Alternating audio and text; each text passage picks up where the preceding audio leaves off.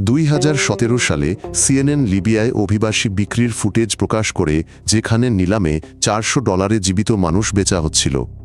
এটা কোনো রূপক নয়।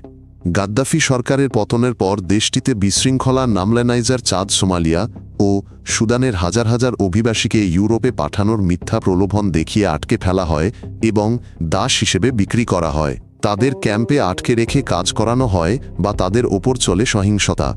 আন্তর্জাতিক অভিবাসন সংস্থা IOM অনুসারে লিবিয়ায় মানব পাচার পরিস্থিতি বিশ্বের অন্যতম জঘন্য। এখানে দাসত্ব এখন অবৈধ ব্যবসার অংশ। IOM জীবিতদের নিয়মিত সাক্ষ্য রেকর্ড করে, যেখানে দেখা যায় অনেককে বেজমেন্টে আটকে মারধর আহারে রাখা ও বিনা বেতনে কাজ করানো হতো। বিক্রির আগেই অনেকে মারা যায়। লিবিয়ার বহু বছরের নৈরাজ্যে স্থানীয় জঙ্গি, সীমান্তরক্ষী ও দালালদের নিয়ে একটি মানব পাচারের কালোবাজারি নেটওয়ার্ক তৈরি হয়েছে। পরিস্থিতি আজও গুরুতর।